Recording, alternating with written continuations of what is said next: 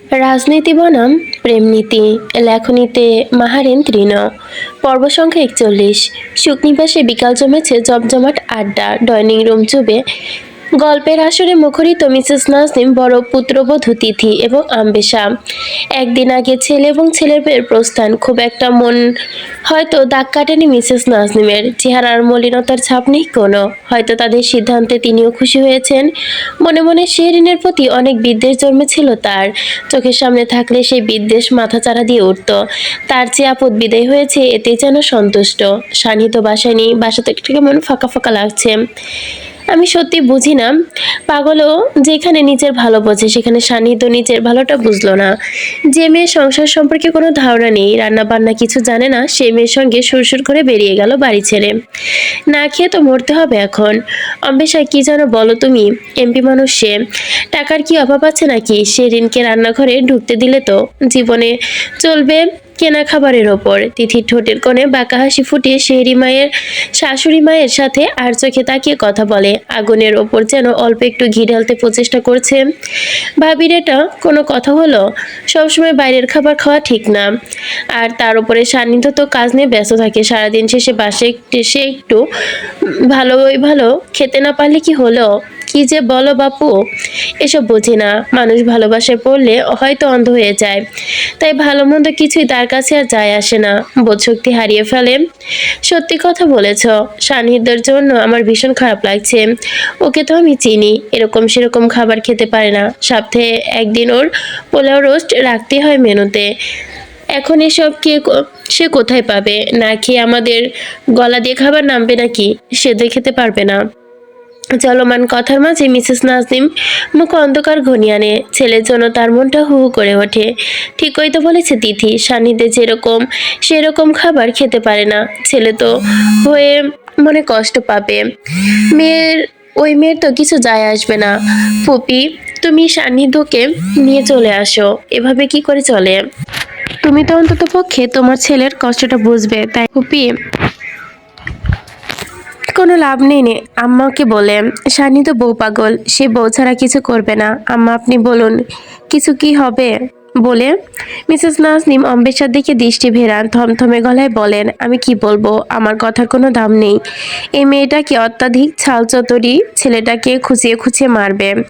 অম্বেশার ভেতরে শেরিনে দেওয়া থাপ্পড়টার অনল জেগে ওঠে। এই থাপ্পড়ের হিসাব সে প্রতি পদে পদে তুলবে, উসুল করেই ছাড়বে। অম্বেশার গায়ে হাত দেওয়ার পরিণাম কি হতে পারে? ভেতরে জমে রাখা একরাশ ক্রোধ উগরে দিয়ে বলে, শেহরিন ধরিবাজ মেয়ে, সেটা আমি আগে থেকেই জানতাম ফুপি। ওর মামি বোন মনিকা আন্টি আমার পরিচিত। সে আমাকে বলেছে এই মেয়েটা মোটেও সুবিধার না, ইনোসেন্ট ফেস নিয়ে মানুষকে বশ করে। কি বলছো তুমি অম্বেশা? আমাকে আগে বলনি কেন? দেখেছো আম্মা, দেখেছেন আম্মা, আমি আপনাকে বলেছিলাম না এই মেয়েটা সুবিধার না? এই মেয়ে ফ্যামিলির মানুষগুলোকেও জানে সে কেমন। মিসেস নাজনীন দীর্ঘশ্বাস ফেললেন, বিরাস মুখে বললেন, আমার ছেলেটা বুঝতে পারছে না এখন। বইয়ের মোহে পড়ে দুনিয়া ভুলতে বসেছে সে, তবে এক সময় ঠিকই বুঝতে পারবে কি ভুল করছে সে। অপয়া অলক্ষী মেয়ে একটা, আসতে না আসতে আমার সংসারটা ভাগ করে ফেললো। শুধু কি ভাগ ফুপি, সান্নিধ্য তো তোমার থেকে দূরে সরিয়ে ফেলেছে। কাছে আনার কি কোনো উপায় নেই? তিথির প্রশ্নে মিসেস নাজনীন আবারও অবাক চোখে তাকিয়ে অম্বেশার ক্রো হাসি ফুটিয়ে বলে, এই মেয়েকে একটা উচিত শিক্ষা দিতে হবে। ওর এই ইনোসেন্ট ফেসটা টেনে খুলতে হবে। মুখোশ পরে থাকে সে, কিন্তু ভেতরে ধরাশয়। সান্নিধ্যের ওপর সান্নিধ্যকে ওর কাছ থেকে সরিয়ে আনতে হবে, তাহলেই সব ঠিক হয়ে যাবে। আপনি কি চান? কি বলছো তুমি? তিথি টি টেবিল হতে কফির মগটা হাতে তুলে নেয়, আয়েশি ভঙ্গিমাতে বসে, পায়ের ওপর পা তুলে গুছিয়ে বসে বলে, কথাটি খারাপ শুনতে হলেও সত্যি আম্মা। আমি বললে হয়তো বলবেন হিংসে করি, তাই বলছি। সত্যি কিন্তু তা নয়। একটু চোখ কান খুলে বিষয়টা নিয়ে ভাবুন, উত্তর পেয়ে যাবেন। তিথি ভাবি ঠিকই বলছে ফুপি। তোমরা কি বলতে চাচ্ছ? সান্নিধ্যর কাছ থেকে সরিয়ে আনতে হবে, নয়তো অনেক কিছুই হতে পারে। নয়তো আপনার ছেলেকে আপনার সারা জীবনের জন্য হারাতেও হতে পারে। আপনি কি চান হারাতে? কিন্তু আপনি কি সেটাই চান? সান্নিধ্য থেকে কে তুমি নিস্তে হাতে সরাতে না আসা, সান্নিধ্য শেহরিনকে তুমি নিজ হতে না সরাবে কোনোভাবেই। এই ছেলে মা বা বাবা সবকিছু ভুলে বসেছে মায়াজালে পড়ে। মিসেস নাজনীনের মনে আশঙ্কা জেগে ওঠে। সত্যি তো শেরিন মায়াজালে সান্নিধ্য বসা ছেড়েছে। তাদের যে ছাড়বে না এমনটাও তো হতে পারে না। কিন্তু সে তো ছেলেকে এমনভাবে হারিয়ে যেতে দিবে না। আমার ছেলেকে আমি কোনোভাবেই দূরে সরে যেতে দিব না। ভেবেছে কি এই মেয়ে যা খুশি তাই করবে? আমার ভাইটাকে মিথ্যা অপবাদ দিয়ে বদনাম করেছে, মৃত্যুশয্যায় পাঠিয়ে দিয়েছে, সংসার ভাগ করেছে, ছেলেকে কেড়ে নিয়েছে। নিজেকে খুব চালাক মনে করে তাই না? কিছু একটা করতে হবে ফুপি। এই মেয়ে এমন একটা শিক্ষা দেওয়া উচিত যাতে সে চট্টগ্রাম ছেড়ে সান্নিধ্যকে ছেড়ে পালিয়ে যেতে বাধ্য হয়। কোনোভাবেই ওকে সুযোগ দেওয়া যাবে না আর কোনো ক্ষতি করার। কি করতে চাও একটু ভাবতে দাও ভাবি। শেহরিনকে নিয়ে আটঘাট বাঁধার মাঝে সানজি সিঁড়ি বেয়ে নিচে নেমে আসে। পঞ্চগড় হতে কালকে রাতে চট্টগ্রামে এসেছে সে। বাসায় আসতে বিস্তার পরিবর্তন ক্ষত মনটাকে আরো ক্ষত করে তুলেছে। উস্কো খুস্কো মন, নেই কোনো উচ্ছ্বাস, চোখের নিচে কালি দাগ স্পষ্ট, জানান দেয় তার ভেতরের কষ্টগুলো। এই কষ্টগুলো নিতান্ত তার একার। জাগতিক নিয়মের ভিড়ে চাপা পড়ে রেখেছে নীরবে। সানজি কিছু লাগবে? লতা কোথায়? লতা তো গার্ডেনে মনে হচ্ছে। কিছু লাগবে? আমাকে বলো, আমি দিচ্ছি। না। সানজি এক পলক অম্বেষার দিকে তাকায়, দৃষ্টি সরিয়ে নেয়। ভাবির মুখে তিথি আর তার প্রতি ব্যবহার দেখে বলে দেয়, প্রয়োজন নেই, আমি নিজেটা নিজে করে নিতে পারবো। কি করবে তুমি? কফি। মিসেস নাজনীন সোজা হয়ে উঠে দাঁড়ান। মেয়ের দিকে তাকিয়ে মৃদু হেসে বলে, তোমার করতে হবে না, আমি করে উপরে পাঠিয়ে দিচ্ছি। আমি নিজে পারবো। পারবে জানি, আমার মেয়ে তো তুমি। তুমি না পেরে যাবে কোথায়? ঠিক বলেছো ফুপি। সবাই কি আর শেহরিন নাকি? অম্বেষার মুখে হাত দিয়ে ব্যঙ্গকতায় হাসে। তবে হাসে না তিথি। নিজেকে সানজির সামনে রাখে সংযত, কেননা সে জানে সানজি সারফাজ সান্নিধ্য তিনজনই একই ধাঁচের। একজনকে স্পর্শ করলে অন্যজন অনুভব করে। আম্মা তোমরা যে কাজ করছিলে সেটাই বরং করো, আমি আমার কাজটা করে নিতে পারবো। সানজি চুপচাপ কিচেনে চলে যায়। মিসেস নাজনীন মেয়ের যাওয়ার পানে তাকিয়ে হতাশার নিঃশ্বাস ফেলে, বসে পড়ে আবার সোফায়। আমার মেয়েটা একদম ভেতর থেকে ভেঙে গিয়েছে তিথি। কি করি বলো তো? তিথি শাশুড়ি মায়ের কথায় মোক্ষম সুযোগ লুফে নেয়। সানজি কে নিয়ে তার এমনিতেও ভীষণ ভয়। এই মেয়ে হচ্ছে এই বাড়ির অঘোষিত মাথা। সবাই একদম নমনম করে চলে, যেটা তার কাছে ভীষণ অসহ্য লাগে। কিন্তু মুখ ফুটে বলতে পারে না কিছুই। বললেই সারফাজ তাকে একদম সোজা কাঠগড়ায় দাঁড় করিয়ে দিবে। তবে মনে মনে ভীষণ চায় এই মেয়েটা বিদায় করতে এই বাড়ি থেকে। নিজের ভেতরে স্ফুটিত ইচ্ছাটাকে প্রাধান্য দিয়ে তিথি কৌশলে বলতে থাকে সরল গলায়, আম্মা আমার মনে হয় সানজির জীবনটা নতুনভাবে গুছিয়ে দেওয়া উচিত। কিছুটা সময় যাক, আমরা ওর জন্য এবার চোখ কান খুলে ভালো পাত্র বাছাই করব। নতুন জীবনে পা দিলে সব ভুলে যাবে। ঠিক বলেছ বৌমা, আমিও এরকমটাই ভেবেছি। তোমার বাবাকেও জানাতে হবে। এভাবে বসে থেকে মেয়েটার জীবন নষ্ট হতে দেওয়া যাবে না। যত দেরি করবেন সানজি তত ডিপ্রেশনে পড়ে যাবে, ও ভেতরের ইচ্ছেগুলো নষ্ট হয়ে যাবে। অম্বেষা কফি শেষ চুমুক টেনে উঠে পড়ে, মুখে স্ফীতি হাসি টেনে বলে, আমি একটু সানজির সাথে কথা বলে আসি। ওকে একটু বোঝাও। চিন্তা করবেন না ফুপি, আমি আছি তো। সানজির বানানো কফি প্রায় শেষ হয়ে এসেছে। নিজস্ব কাপটাকে এখন ঢালা বাকি। এই সময় পেছন থেকে ভেসে আসে চিকন গলার স্বর। এক পলক পিছু ফিরে তাকাতেই দেখে অম্বেষা এসেছে। কপালে তার কিঞ্চিত বেঁকে আসলেও নিজেকে স্বাভাবিক রাখে। অম্বেষা কিচেন ক্যাবিনেটের সঙ্গে হেলাল দিয়ে দাঁড়ায়, দুহাত বুকের সাথে ভাঁজ করে বলে, দেখো যা হওয়ার হয়ে গিয়েছে, মন খারাপ করো না। মুভ অন করার চেষ্টা করো সানজি। এসব ধরে রেখে কি লাভ? তার চেয়ে ভালো এমন কাউকে খুঁজে নাও যে তোমার জীবনে ভালো রাখার জন্য কাজ করবে। তুমি দেখি ভালো মোটিভেটর হয়ে গিয়েছ। সানজির ঠেস দেওয়া কথায় অম্বেষা বাঁকা হাসে, মাথা নাড়িয়ে সায় জানিয়ে বলে, মন্দ বলনি। আফটার অল আমিও তোমার মতো কষ্ট পেয়েছি, তাই তোমার কষ্টটা বুঝতে পারছি। তবে ন্যাচারাল রিভেঞ্জ বলতেও কিছু একটা আছে, সেটা প্রমাণিত হয়ে গিয়েছে। সান্নিধ্য আমাকে যেভাবে ঠকিয়েছে, সান্নিধ্যর বোন হয়ে তুমিও সেভাবে ঠকে গেলে। কফির মগ নড়াতেই থাকার চামচটা থেমে গেল সানজির। মুখ ঘুরিয়ে অম্বেষার পানে তাকিয়ে বলে, কি বললে তুমি? Natural revenge? ন্যাচারাল রিভেঞ্জ মানে বোঝো তুমি, নাকি আন্দাজে বলছো? সিরিয়াসলি? এত অবাক হচ্ছ কেন? না বোঝার কি আছে? না সত্যি আমি বুঝতে পারছি না, ভাইয়ের সাথে তোমার রিলেশন ছিল কবে? তোমাকে ঠকিয়েছেই বা কবে? যে কথাবার্তা বলছো সব তো পারিবারিকভাবেই হয়েছে। সেখানে ভাইয়ার সম্পূর্ণ অমত ছিল। তোমাকে আমার ভাইয়া কোনো কালেই পছন্দ করেনি। তোমরা নিজেই জোর করেছো ভাইয়ার বউ হওয়ার জন্য। অম্বেষা তাচ্ছিল্য মাখা হাসি দিল। সোজা হয়ে সানজির মুখোমুখি দাঁড়িয়ে বলে, তোমায় শ্রদ্ধার মতো মাতা পানে আমার ফুপি কিন্তু নিজেই চাইতো। সে কিন্তু আমাকে পুত্রবধূ করতে কম তো সম্মত করেনি। আমার সঙ্গে সঙ্গ দিয়েছে, এসব কিছুই হতো না। সান্নিধ্য ঠিকই আমার মাঝে মাঝে মজে যেত, বাট মাঝখান থেকে একটা থার্ড ক্লাস মেয়ে সেসব উল্টোপাল্টা করে দিয়েছে। আমার থেকে সান্নিধ্যকে কেড়ে নিয়েছে। সানজির কপাল ক্রমে বেঁকে আসে, মুখরেখা হয়ে ওঠে শক্ত। তেজালো শর্ট টেনে বলে, এক্সকিউজ মি, তুমি থার্ড ক্লাস কাকে বলে? Shehrin third class?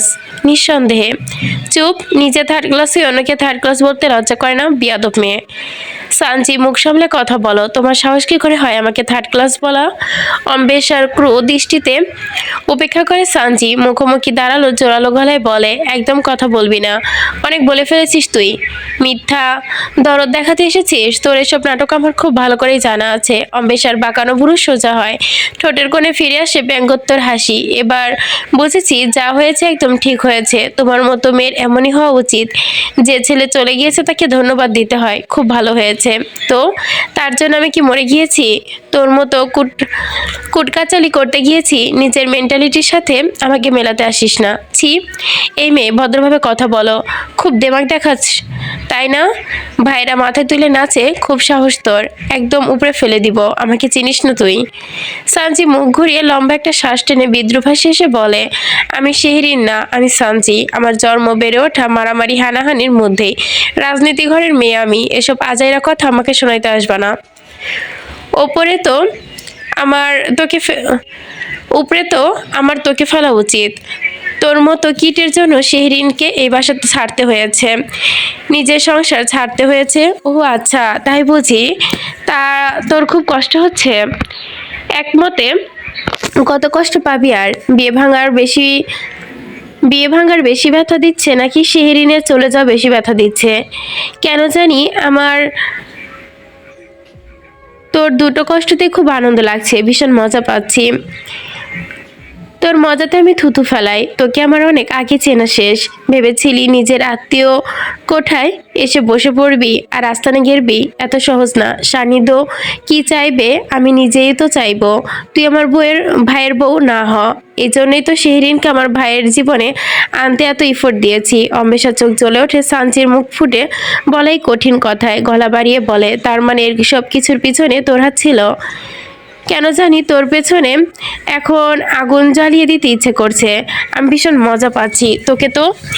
অম্বেষা বিক্ষুব্ধ রেশে সানজির গায়ে হাত তোলার আগেই হাত পাকড়াও করে সানজি। হাত ঘুরিয়ে উল্টো দিকে পেঁচিয়ে মুচড়ে ধরে সে। খবরদার, এই ভুল কখনো করতে আসবি না, তাহলে বেঁচে ফিরে যেতে পারবি না। একদম জানে মেরে ফেলবো। ছাড় বলছি। সানজি ছাড়ার বদলে দ্বিগুণ জোরে হাত মুচড়ে ধরে। চোখে খুব ধারালোতা, মুখ তার রাগে লাল হয়ে এসেছে। কপালে জমেছে বিন্দু বিন্দু ঘাম। অগ্নিদৃষ্টি নিক্ষেপ করে, তোকে যদি আমি নেক্সট টাইম আমার বাসায় দেখি তোর ঠ্যাং ভেঙে হাতে ধরিয়ে দিব। জন্মের মতো সুখ নিবাস ভুলিয়ে দিব। শানি তোর পেছনে লাগতে চাস না? সাবধান করে দিচ্ছি। ও যদি তোকে একবার টার্গেট করে তো সোজা শেষ করে ফেলবে। সানজি ধাক্কা দিয়ে অম্বেষাকে ফ্লোরে ফেলে দেয়। 2 কদম এগিয়ে সামনে যায়। ক্রোধান্বিত দৃষ্টিতে তাকিয়ে বলে, সোজা বের হয়ে যাবি, নয়তো তোর চুলের মুঠি ধরে বের করে দেব। ওঠ। অম্বেষা জ্বলন্ত চোখে যেন আগুন ঠিকরে পড়ে। শরীর কাঁপছে তার অসম ধারায়। হাত তার লাল টকটকে হয়ে গিয়েছে। আর একটু হলে হয়তো রক্ত বেরিয়ে যেত। ফুঁসতে ফুঁসতে লম্বা শ্বাস টেনে নেয়। চোখে মুখে লেপ্টে থাকা সামান্য চুলগুলো সরিয়ে নেয়। শেহরিনকে তো আমি নিশ্চিহ্ন করবই, সাথে তোকেও করব। অম্বেষা জাত চেনাবো তোদেরকে। সানজি হাঁটু ভেঙে বসে, ধূপ করে চুলের মুঠি টেনে ধরে অম্বেষার দাঁতে দাঁত চেপে বলে, তোর মতো 100 অম্বেষার জন্য এই সানজি একাই যথেষ্ট। চরিত্রহীন, তোর চাচা চরিত্রহীন, তুইও চরিত্রহীন। এই মুখ নিয়ে কথা বলতে লজ্জা করে না? আল্লাহ, এসব কি হচ্ছে? সানজি, অন্বেষা, কি করছো? আম্মা! তিথি চিৎকারে মিসেস নাজনীন ড্রয়িং রুম হতে দ্রুত পায়ে এগিয়ে আসে কিচেনে। ফ্লোরে বসে অন্বেষা চুলোর মুঠি ধরে থাকা সানজির পানে বিষময় নেত্রে তাকায়। অস্ফুট স্বরে চিৎকার করে বলে, কি করছো? মিসেস নাজনীন, তিথি দুজনে মিলে সানজির হাত সরাতে অন্বেষার চুল ছাড়াতে চেষ্টা করে। অন্বেষা দুহাতে নিজেকে দমাতে চেষ্টা করে। সানজি, ছাড়ো বলছি, ছাড়ো, কি হচ্ছে এসব? সানজি, প্লিজ এরকম করো না। সানজি, কথা শোনো বলছি। ক্রমাগত তোড়জোড়ে সানজি অন্বেষার চুল ছেড়ে দেয়। উঠে দাঁড়াতে তিথি আশ্চর্য দৃষ্টিতে তাকিয়ে বলে, সানজি, তুমি কি পাগল হয়ে গিয়েছো? এরকম কেউ করে? যে যেরকম তার সাথে সেরকমই করা উচিত।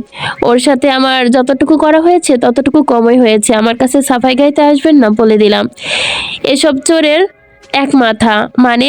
সানজি তিথির দিকে প্রশ্নোক্ত দৃষ্টিতে উপেক্ষা করে। জবাব না দিয়ে মিসেস নাজনীনের দিকে এক পলক তাকিয়ে বলে, তোমার ভাইয়ের মেয়েকে যদি আমার বাসার ত্রিসীমানায় দেখি, আম্মা, সেই দিনই সানজি তোমার কাছে সবচেয়ে বেশি খারাপ মেয়ে হবে। বিষয়টা মাথায় রেখো। সানজি জোরালো পায়ে প্রস্থান নেয়, আর তার যাওয়ার পানে 3 জোড়া চোখ অবাক দৃষ্টিতে তাকিয়ে থাকে। ঠাহর করতে পারে না এটা সানজি কিনা। এই মেয়ের রাগ তো সান্নিধ্যের হার সান্নিধ্যের রাগকেও হার মানাবে। কেয়ার ফর হাসপাতাল, সন্ধ্যা 7টা। একদিন পেরিয়ে আজ হাসপাতালে এসেছে শেহরিন। গায়োনোলজিস্ট ডক্টর ফারজানা হাসিনের অ্যাপয়েন্টমেন্টে নিয়েছে সে। সঙ্গে সান্নিধ্য না এলেও এসেছে আসিফ। সান্নিধ্য আসার পথে রয়েছে, হয়তো কিছুক্ষণ সময় লাগবে তার। আপু, আসুন ভেতরে। সিরিয়াল? আসিফ মৃদু হেসে বলে, আপনার পক্ষে থেকে সিরিয়াল লাগবে না। শেহরিন হাতের মুঠোয় ওড়না চেপে ধরে। বুকের ভেতর তার ঝড় বইছে।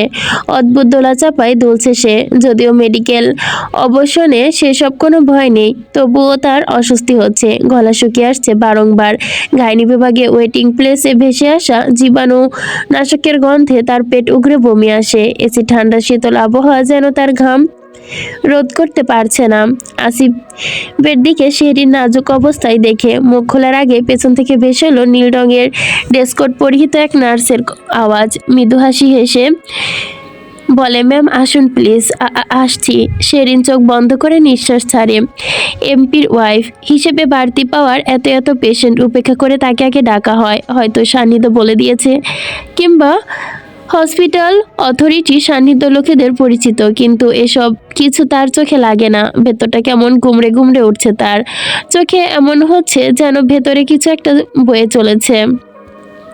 ওনার আসতে কি দেরি হবে? একটু দেরি হবে। ভাই চট্টগ্রামের বাইরে গিয়েছিলেন, সেখান থেকে ফিরছে। প্রায় 15 মিনিটের মধ্যে এসে যাবে শিওর। আপনাকে ডাক্তারের কাছে যেতে বলেছে। ও আচ্ছা। কালকে ডাক্তার ফারজানা হাসিনের সঙ্গে কথা হয়েছে শেহরিনের। প্রেগন্যান্সি কিটে পজিটিভ এসেছে। ম্যাম সব কিছু শুনে তাকে মেডিকেল অ্যাবর্শন সাজেস্ট করেছে। 2 মাস যেহেতু মেডিকেল অ্যাবর্শন হয়ে যাবে। আজকে সরাসরি সাক্ষাতে হয়তো সেটা চূড়ান্ত করা হবে। ভাইয়া, উনি আসুক তারপর যাই। কিন্তু ভাই তো বলেছে চেম্বারে যেতে। সমস্যা নেই। আসিফ কিছু একটা ভেবে ঘড়ি দেখে, তারপর নার্সকে বলে 15 মিনিট পর কল করার জন্য। নার্সটি মাথা নাড়িয়ে চলে যেতে শেহরিন নরম গলায় বলে, একটু এদিক ওদিক হেঁটে আসি, আমার সাফোকেশন হচ্ছে খুব। আচ্ছা ঠিক আছে আপু। শেরিন পা বাড়াতে আসিফও পিছু হাঁটা ধরে। শেরিন ঘাড় ঘুরিয়ে তাকায়, ক্লান্ত চোখে তাকিয়ে বলে, আপনার আসতে হবে না, আপনি এখানে বসুন প্লিজ। আমার দায়িত্ব আপু, না করবেন না। আপনাকে একা ছাড়লে ভাই মেরে ফেলবে আমাকে। আসিফের মৃদু ভয়ার্থ স্বরে বলা কথায় শেরিন ছোট্ট করে নিঃশ্বাস ছেড়ে চুপচাপ করিডোর ধরে হাঁটতে থাকে। দুদিন এই শরীরটা একদম ভেঙে পড়েছে তার। সে সাথে ওভার থিঙ্কিং হচ্ছে প্রচুর। সবকিছু এলোমেলো লাগছে। আজকে ভার্সিটি মিস। সারা রাত নিদ্রাহীন থেকে সকাল পেরোতেই উঠেছে। পুরনো অসুখ আবারও ভেতরে দানা বাঁধতে শুরু করেছে তার।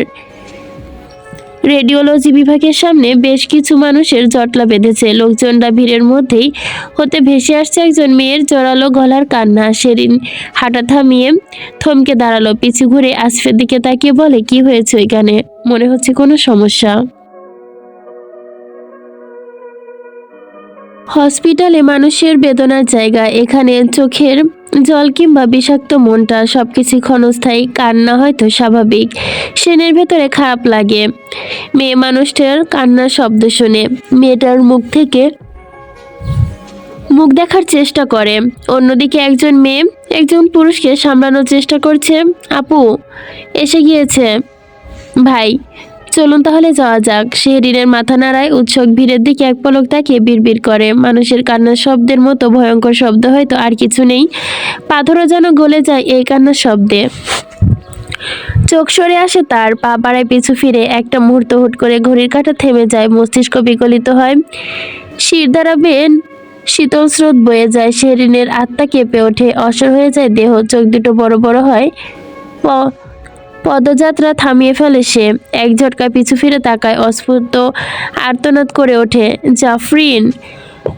লম্বা বছর পার করে সেই পুরনো মুখের অচানক দেখা, সেই পরিচিত মুখটা এক পলক চক্ষু কোটরে বন্দি। শেরিন থমকে যায়, অবিশ্বাস্য দৃষ্টিতে কান্নারত মেয়েটিকে নিজের হারিয়ে যাওয়া বান্ধবী বলে বিবেচিত মনে করে। সত্যি জাফরিন, এটা জাফরিন, তার কিন্ডারগার্টেনের সেই সঙ্গী, তার কলেজের সেই স্বার্থপর বান্ধবী। পিছন হতে ক্রমাগত আসিফের ডাক শেরিনকে স্থির কায়াকে নড়াতে পারে না, বরং শুকিয়ে যাওয়া গলায় সে বহু কষ্টে উচ্চারণ করে, ভাইয়া একটু দেখুন, ওইখানে কি হয়েছে, প্লিজ দেখুন, প্লিজ। শেরিনের ক্রমাগত আহাজারিতে আসিফ উপরন্ত না পেয়ে পা বাড়ায় সেদিকে। উৎসুক জনতার ভিড় ঠেলে এগিয়ে যায় সেখানে। শেরিন নিজের জায়গা পরিবর্তন করে এক সাইডে এসে দাঁড়ায়। আজ কত বছর পর জাফরিন কে এত কাছ থেকে দেখলো সে। আজ কত বছর হয়ে গেছে যোগাযোগ নেই তাদের মাঝে। শিওর মেয়েটা কত শুকিয়ে গিয়েছে। আগের জেফরিনের সঙ্গে এই জাফরিনের কত মিল, কত অমিল। কি হয়েছে ওর, কেন এভাবে কাঁদছে? ওর কি খুব কষ্ট হচ্ছে? আসিফ আসতে দেরি করায় পাশ ফিরে চলে যাওয়ার পর এক আন্টিকে শেরিন জিজ্ঞেস করে এখানে কি হয়েছে। এক মধ্যবয়স্ক আন্টি এক নজর সেদিকে তাকিয়ে দীর্ঘশ্বাস ফেলে বলে, মেয়েটার মিসক্যারেজ হয়েছে, মেনে নিতে পারছে না, প্রেগনেন্সি রিপোর্ট ছিঁড়ে ফেলেছে, অনিয়ন্ত্রিত হয়ে পড়েছে। আল্লাহ মেয়েটাকে ধৈর্য ধারণ করুক কঠিন এই সিচুয়েশনে। আন্টি, ওর কি হাজবেন্ড আছে এখানে? আমি চিনি না, তবে একটা ছেলেকে দেখলাম, ওকে ধরে রেখেছে। মেয়েটা কান্না আমার সহ্য হচ্ছে না, আমি নিঃসন্তান। আমার এই কষ্ট মৃত্যুর মতোই কঠিন যন্ত্রণা দেয়। আল্লাহ আমাকে মা হওয়ার সৌভাগ্য দান করুনি, তাই দোয়া করি এই সৌভাগ্যটা অন্য মেয়েদের দান করুক। এই মেয়েটার কষ্ট আমি খুব ভালোভাবে বুঝতে পারি মা। সেন চোখ অজান্তে ঘোলাটে হয়ে আসে, শরীরে অসহনীয় পর্যায়ে কাঁপছে। দুজন মানুষের সন্তান না থাকায় তারা কি হাহাকার করছে, হৃদয় ছুটে চুষিয়ে যাচ্ছে। যে রহমতের জন্য জাফরিনের চিকিৎসা করা হয়, কান্না সামনে দাঁড়ানো মানুষটার করুণ নিঃশ্বাস, সেই রহমত আল্লাহ তাকে দান করেছে, সেটা সে অস্বীকার করবে কিভাবে? আল্লাহর কাছে তো বরং শুকরিয়া জানানো উচিত। না চাইতে আল্লাহ তাকে মা হওয়ার সৌভাগ্য দান করেছে, এটা কি তার জন্য যথেষ্ট নয়? কাপা হাতে আপনা আপনি শেহরিনের পেটে চলে যায়, মাথা নিচু করে এক ফোঁটা জল স্বচ্ছ ফ্লোরের ওপর গড়িয়ে পড়ে। কানে ভেসে আসে জাফরিনের চিৎকার, জাফরিনের সন্তান বিয়োগের কষ্টের মহাহার। চোখ বন্ধ করে ফুপিয়ে ওঠে সে। শেহরিন, নেতা সাহেবের কণ্ঠস্বর কর্ণপাত হতেই শেরিন মুখ তুলে তাকায়, দৌড়ে গিয়ে ঝাপটে ধরে শব্দ করে কেঁদে ওঠে। সান্নিধ্য ক্লান্ত মুখরেখা অস্থির হয়ে ওঠে তার অর্ধাঙ্গিনীর কান্নায়। তার চওড়া বুকে শেরিনের মাথা আলতো করে চেপে ধরে, ব্যস্ত গলায় জিজ্ঞেস করে, কি হয়েছে? আমি বাসায় যাব নেতা সাহেব, আমাকে বাসায় নিয়ে চলুন। ডাক্তার দেখাবে না? না, আমার ডাক্তার লাগবে না, আমি মা হব, আমি মা হতে চাই। এই পর্যন্ত ছিল পর্ব 41, এখন শুরু করছি পর্ব 42। আচ্ছা, এখন একটু শান্ত হও, অনেকক্ষণ ধরে কান্না করে চলেছ, আর কত কান্না করবে? আমি পারছি না নিজেকে শান্ত করতে নেতা সাহেব। আমি এটা কি করতে গিয়েছিলাম বলুন তো? আমি একটা মেয়ে হয়ে মা হওয়ার আনন্দটা মাটিতে মিশে ফেলতে চেয়েছিলাম, আমার ভেতরের অস্তিত্বকে মেরে ফেলতে চেয়েছিলাম। আমি তো সন্তান জন্ম দেওয়ার আগেই ব্যর্থ মা হয়ে গেলাম। মধ্যরাত পেরিয়ে শেষ রাত, কেবল ঘড়ির কাঁটার শব্দ, নির্ঘুম রাত, নিস্তব্ধ পরিবেশ, ঝিঝি পোকার ডাক, তালে তাল নাক টেনে কান্নার শব্দ ভেসে আসছে। শেরিনের দু চোখের পাতা ভিজে, সান্নিধ্য টি শার্ট ছুঁয়েছে। ভঙ্গুর কমনি শান্ত করার জন্য প্রয়াস চালাচ্ছে নেতা সাহেব। বেডসাইডে ল্যাম্পপোস্টের আলোয় বেদনার প্রতিচ্ছবি এঁকেছে শেরিনের মুখ জুড়ে। আমি সবসময় বলেছি তুমি যে সিদ্ধান্ত নিবে আমার সেটাতেই সামর্থ্য। এখন আমি যদি আমার ইচ্ছেকে তোমার ওপর জোরপূর্বক চাপিয়ে দিতাম, তাহলে সেটা তোমার জন্য কষ্টকর হয়ে যেত। সেটা হ্যাঁ কিংবা না, যাই হোক, কারণ সম্পূর্ণ বিষয়টা তোমার শরীর এবং মানসিক স্বাস্থ্যের উপর ডিপেন্ড করে। এক্ষেত্রে তোমার নিজস্বতা সবচেয়ে মেন পয়েন্ট। তুমি যদি নিজের ভেতর অস্থিরতা মোকাবেলা করার শক্তি সঞ্চয় করতে না পারো, তাহলে তো আমি বললেও হবে না। পরিবর্তন করতে বিষয়টা অনেক কষ্টের হয়ে যেত, প্রতি স্টেপে স্টেপে হয়তো আত্মবিশ্বাস হারিয়ে ফেলতে। আমি আসলে চাইনি আমি যে মায়ের অভাবের কষ্টটা পেয়েছি সেটা আমার সন্তান পাক। পরিপূর্ণ মা হয়ে মায়ের গুণটা নিয়ে এসে তারপরে সন্তান নিতে চেয়েছি। এক রেজাল্ট শিটে ভালো নাম্বার ছাড়া আমার জীবনে ঝুলিতে একটা গুণও খুঁজে পাবেন না।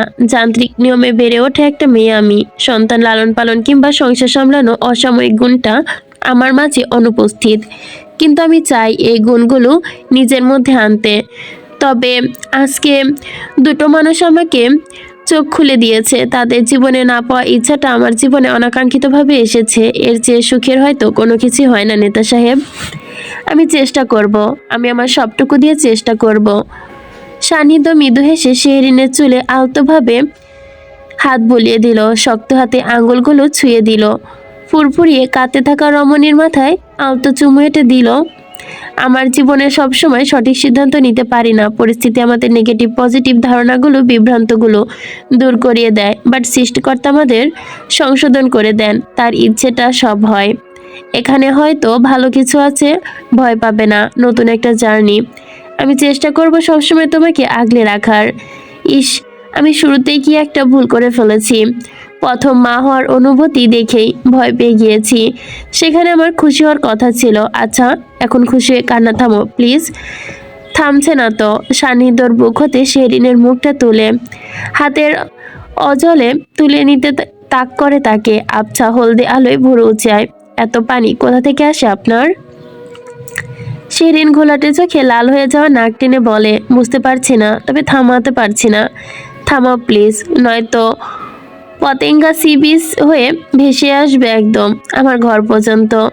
দেখো, টি শার্টের অর্ধেক অংশ ভিজে গেছে, আর একটু হলে কভারটা ভিজে যাবে। সানিদের অসহায় দৃষ্টিতে তাকানো কথায় চোখের ভাঁজ খুলে শেহরিন কান্নারত অবস্থায় ফিক করে হেসে দেয়। দু হাতের উল্টো পিঠে চোখ মুছতে মুছতে সে আবারও তার নেতা সাহেবকে জড়িয়ে ধরে। নরম গলায় বলে, সব ভাসিয়ে দিব আজকে আমি।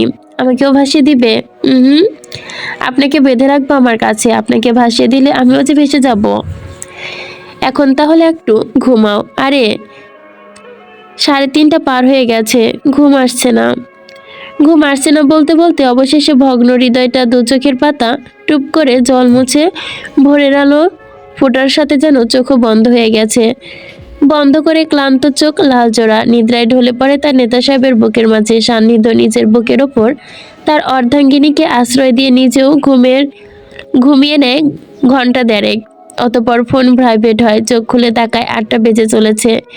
পাখির কলকাতনে সূর্য পূর্বাকাশে হাজিরা দিচ্ছে।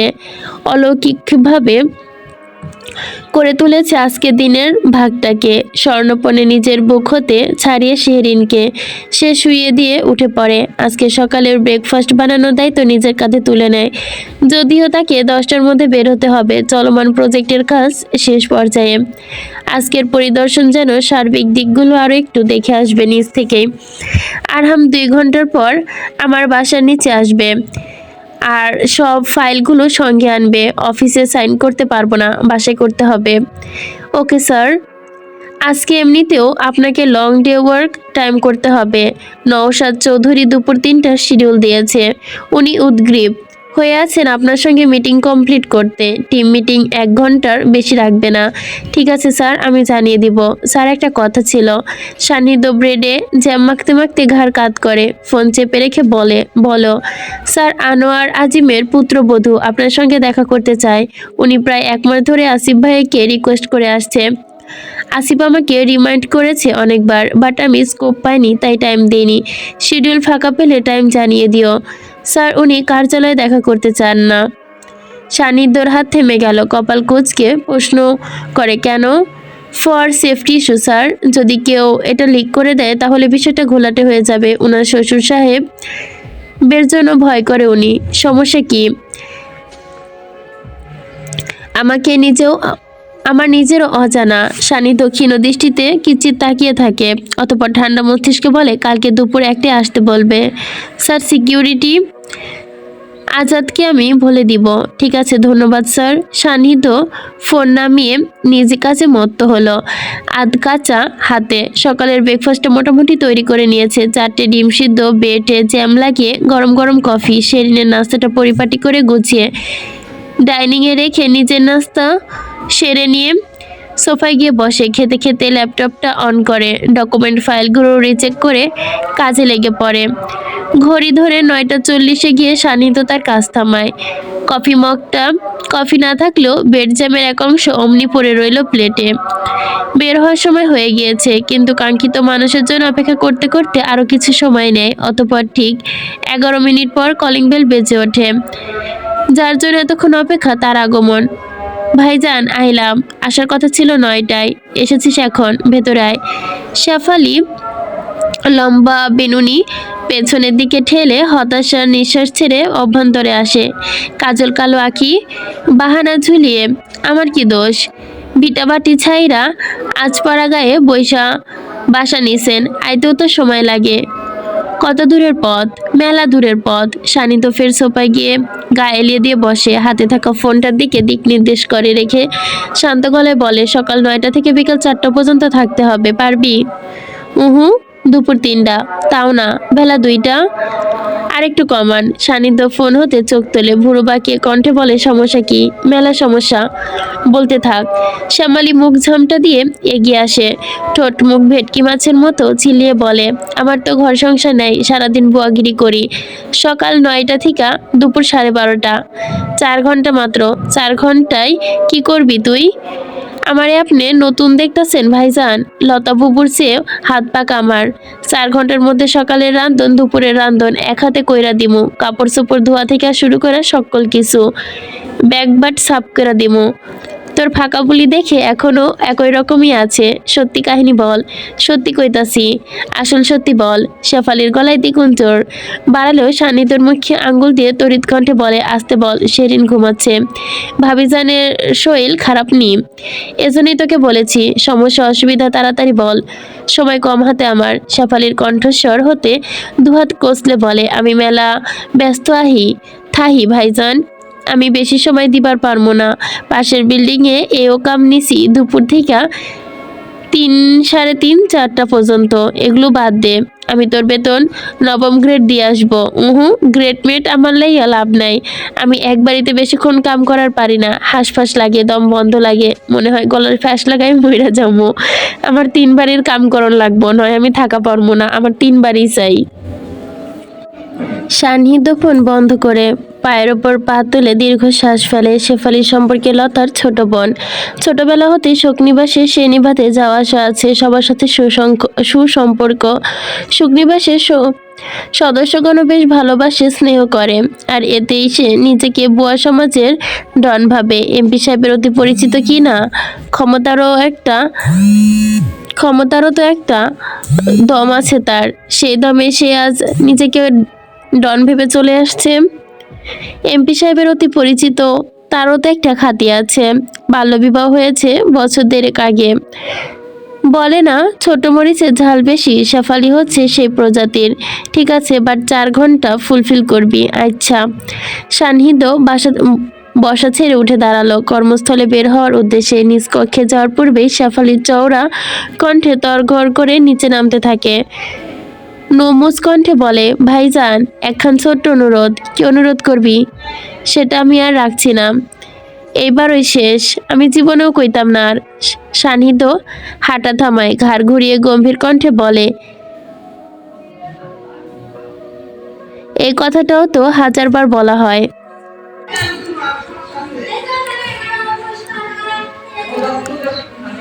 ঘাড় ঘুরিয়ে গম্ভীর কণ্ঠে বলে, এই কথাটা তো 1000 বার বলা শেষ। শেফালি কাঁদো কাঁদো গলায় সান্নিধ্যর সামনে আসে, নিজে তোতলানো ভাবটাকে দমিয়ে মুখে অসহায়ত্ব ছাপ ফুটিয়ে বলে, ঠাড়া পড়ব কপাল আমার। মানুষের ঘরের মানুষে কত কই, ওই হারামজাদা আর চুরি করবার চাইস না। এখানকার চুরিও তো ঠিক মতো করবার পারস না, করবার গায়েই ধরা পড়স। আর পুলিশ গুড়াতে বলিহারি সব সময় আমার স্বামীর পেছনে কেন উৎপাইতা পইয়া থাকা লাগবো? তগো কি আর কোনো কাজ নাই, খালি আমার স্বামীর এই সুহেদা হোস? এই পর্যায়ে 4বার জেলে গিয়েছে, 4বার বের করেছে শুধু তোর রিকোয়েস্টে। জেল হতে বের হয়ে 1 মাসও যায় না, আবার চুরি করতে গিয়ে ধরা পড়ে। এবার শেষ, হারামজাদা এইবার দড়ি দিয়া বাইন্দা থুমো। দুঃখের কথা কি কই আর ভাইজান, চোর হইলেও তো মানুষ, চোরেরা কি আর মানুষ না? চোর না থাকলে দুনিয়ায় পুলিশ থাকতো নাকি কন? হারামজাদা পুলিশরা তো বোঝে না। সান্নিধ্য নিজের ঠান্ডা শীতল মুখরেখা বজায় রাখে, চুপচাপ চলে যায় নিজ কক্ষে। শেফালির প্রশ্নের উত্তর হয়তো তার কাছে নেই, হয়তো ওর কথার আংশিক হলেও সত্য। চোর না থাকলে পুলিশ সমাজ থাকবে কি করে? বিলুপ্ত হয়ে যেত তো। অন্তত তাদের জন্য হলেও তো চোরের সম্মানটা, তার জন্য হলেও তো চোরদের সম্মান জানানো উচিত। শুক্রবার সকাল বেরিয়ে দুপুরের মাঝামাঝি সময় কিচেন হতে ছুটছে রান্নার গ্রান। সকালের ঘুম ভাঙতে ভাঙতে 10টা পার হয়ে গিয়েছে। আজকে সেদিন রাতে রান্না কান্নার দরুন চোখ দুটো ফুলে রেখেছে। আপাতত ছুটি দিয়েছে শেফালিকে। পুরোদমে কাজে ব্যস্ত হয়েছে সে। আজ নেতা সাহেবের জন্য সে স্পেশাল ডিশ করবে, পোলাও আর ঝাল রোস্ট। তোমাকে আমি সুখনিবাসে দেখেছি ঠিক, কিন্তু কথা হয়নি। লতার কাছে তোমার সম্পর্কে জেনেছিলাম। বুবু আপনার কথা আমারে কইতো ভাবিজান, আপনি মেলা ভালো আছেন। বুবু তো আমারে জবরদস্তি করে সকাল সকাল পাঠাইছে। সেদিন কেটে রাখা মাংসগুলোতে মশলা মাখাতে মাখাতে বলে, লতা নিজেও ছোট মানুষ, তুমিও ছোট মানুষ, কিন্তু তোমাদের কথা শুনলে মনে হয় তোমরা অনেক বড়। বাইরে দুনিয়ায় জবান ফুটাইতে হয় গো ভাবিজান, চুপ থাকলে হয় না।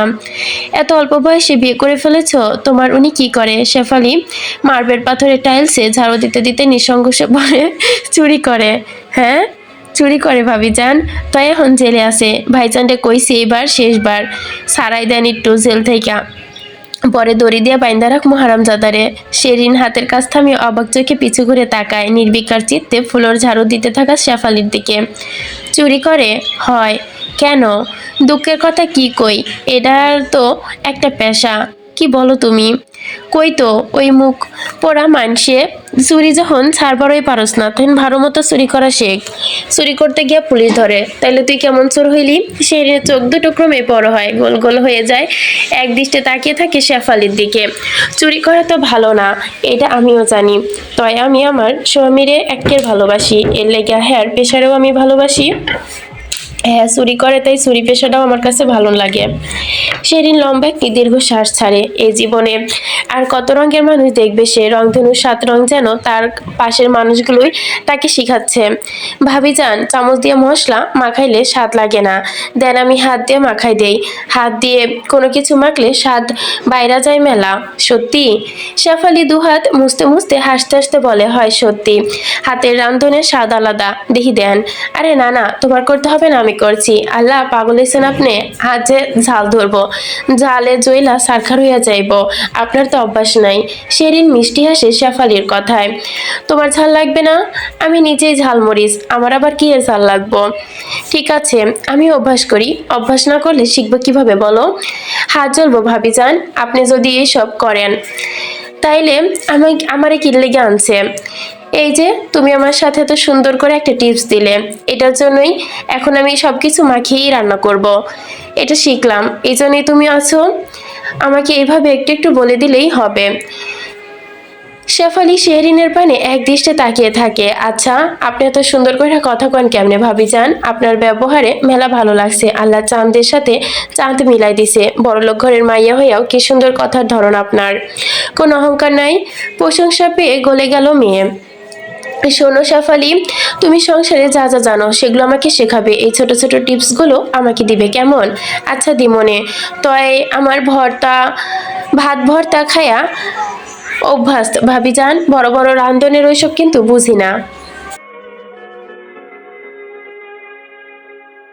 কোনো সমস্যা নেই, তুমি যেটুকু জানবে আমাকে ততটুকুই বলবে, তাহলেই হবে।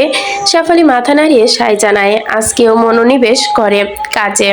তার কাজের সময় প্রায় শেষের দিকে, 12:30 বাজলে সে প্রস্থান নিবে। এর বেশি হলে আবার দম আটকে আসবে অসম্ভবভাবে তার। সেদিন মাংসটা কষানোর মাঝে নাকে গন্ধ আসতে চোখ মুখ খিচে ফেলে। বাম হাত থেকে গলার নিচে রেখে নিজেকে দমানোর চেষ্টা করে। কোনোভাবে কড়া গন্ধ যেন সহ্য হচ্ছে না। নাকে আসতে পেটে নাড়ি ভুড়ি যেন দলা পাকাচ্ছে। শেফালি, একটু দেখো তো, আমি আসছি। শেহরিন পারে না নিজেকে নিয়ন্ত্রণ করতে, গলা উগড়ে বমি করে ফেলে। এক ছুটে চলে যায় বেসিনে। গিয়ে সে গড়গড় করে বমি করে ফেলে। কাশতে কাশতে চোখ মুখ দিয়ে পানি হাজির। কিছুক্ষণ বমি শেষে হাঁপিয়ে ওঠে সে। লম্বা করে শ্বাস টেনে পানি ছেড়ে চোখে মুখে ঝাপটা দেয়। ভাবি যান, কষ্ট হইতাছে? না, ঠিক আছি। আহারে, কেবল তো শুরু। 4 মাস 5 মাস এমন ধইরা চলবো। শেরিন ঠোঁট ঠুকরে দীর্ঘ শ্বাস ফেলে। টাওয়াল টেনে চোখ মুখ মুছে নেয়। কণ্ঠ তার ক্লান্তির। তারপরে আর হয় না। গইমা যায়। চুলায় আঁচ কমায় দাও, আমি শাওয়ার নিয়ে আসছি। আচ্ছা। জোহরের আজান শেষ।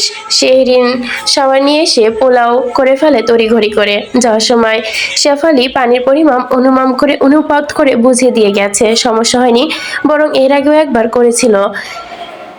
সেটা চেয়ে আজকেটা বেশি ভালো হয়েছে। আপনি নামাজ শেষ করে সোজা বাসায় আসবেন লাঞ্চ করতে, তারপর আবার যাবেন।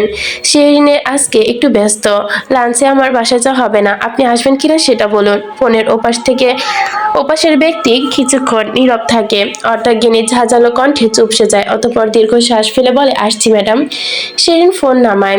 ঠোঁট টেপে হাসে। নেতা সাহেবকে পরাস্ত করতে পেরে বিজয়ের হাসি হাসে। ঘড়ির দিকে তাকায় এক নজর, তারপর চোখ বুলিয়ে নেয়। লাঞ্চের সময় হয়ে গেছে। লাঞ্চ রেডি করে ডাইনিং টেবিল ডেকোরেশন করতে থাকে। তৈরিকৃত খাবার টেস্ট করতেই তার কাছে অ্যাডভেঞ্চার লেগেছে। পোলাওটা বেশ ঝুরঝুরে হয়েছে, কিন্তু ভয় ঝাল রোস্ট নিয়ে তার কাছে মোটামুটি ঠিকই লেগেছে। কিন্তু এর আসল স্বাদ কেমন তাও কিছুটা খানিক দ্বিধাবোধ সে। যতবার টেস্ট করছে ততবার নিজ মনে বোঝাচ্ছে, এটা ঠিক আছে, ওইটা ঠিক আছে, আদৌ কি ঠিক আছে কে জানে। আর একটা ফাইনাল টেস্ট করব, প্রমিস। তারপর উনি না আসা পর্যন্ত আর এদিকে আসবই না। নিজ মনে বুঝ দিতে দিতে সাফট করছিল শেহরিন। এবার গ্রেট টেস্ট। আশঙ্কগ্রস্ত মন নিয়ে বোঝায় ঠিকঠাক আছে, ভালো লাগবে খেতে, কোনো ভয় নেই। অতঃপর টেবিলে সুন্দর করে সেট আপ করে। চীনামাটির ঝকঝকে প্লেটের পাশে ফ্লাওয়ার ভাস এনে রাখে। ধূসর প্লেমাস্ট কাটালি আইটেমগুলো গুছিয়ে রাখে। নিজের সাজাতে ব্যস্ত হয়। আজ হঠাৎ করে শেহরিন নিজের ভেতর নতুন উদ্যমের হাওয়া বইছে। নিজ হাতে সংসারে কাজ করতে বেশ লাগছে। যদিও ডান হাতের তালু তার আগুন জ্বালা পুরা, আবার মশলা মাখার কারণে বেশ জ্বলছে, তবুও ভেতরে সেটা নিয়ে কোনো পাত্তা দিচ্ছে না। আজ শুরু, অভ্যাস হয়ে যাবে। সুতোয় বুননে গাঢ় লাল খয়েরি রঙের একখানা সুন্দর সালোয়ার কামিজ পরেছে সে। হাতার দিকে সোনালি জরির কাজ করা, রোদের আলোয় ঝলমল করছে। ভেজা চুলগুলো গুছিয়ে বাঁধিয়ে রেখেছে, একজোড়া কানের কাছে গুজে দিয়েছে। আয়নায় নিজেকে আষ্টে পৃষ্ঠে দেখছে সে বারংবার। ঠোঁটে লাজ রাঙা হাসি চাপিয়ে রেখেছে। ঠিক 2টোর দিকে কলিং বেলের ঝংকার ওঠে। শেহরিন ঘড়ির দিকে তাকাতেই দেখতে পায় 2টো বাজতে চলেছে। সেই সাথে ঘটেছে নেতা সাহেবের আগমন। একরাশ উচ্ছ্বাস সঙ্গে নিয়ে দৌড়ে এসে দরজা খুলে নব ঘুরানোর সঙ্গে সঙ্গে সাদা পাঞ্জাবি পরিহিত সুদর্শন পুরুষকে দেখতে পায়। জনগণের এমপি সাহেবের সময় হলো। তাহলে জনগণের থেকে শেহরিনের এমপি সাহেব হতে সময় লাগলো একটু। হাতে একগুচ্ছ শুভ্র গোলাপের সম্ভার। ভেতরে প্রবেশ করে সে। বাড়িয়ে দেয় শেহরিনের পানে। ঠোঁটের কোণে মিষ্টি হাসি। শেহরিন হাত বাড়িয়ে নেয় তা। উষ্ণ অভ্যর্থনা জানায় নেতা সাহেবকে। বেশি চাপ সৃষ্টি করে ফেললাম আপনার কাছে? নেতা সাহেবকে দেখে চাপ মনে হচ্ছে না এখন। আশকারা দিলে কিন্তু তখনই হুকুম জারি করে বসবো। সানিধ্য এক হাতে টেনে নেয় শেহরিনকে। নিজের বুকের সাথে আলতোভাবে মুখ রেখে ওপরের চুলগুলো সরিয়ে দেয়। একটা গোলাপ ছিঁড়ে নেয়। শেহরিনের কানের পিছে গুঁজে দেয় তা। ফুলের কানে ফুটেছে, পরিপূর্ণ লাগছে এখন। শেহরিনের চোখ দুটো তুলে তাকায় নেতা সাহেবের পানে। খোঁচা খোঁচা দাড়ির ভাঁজে দুহাতে আলতোভাবে ছুঁয়ে দেয় তাকে। এত রূপে ভালোবাসেন আপনি আমায় নেতা সাহেব?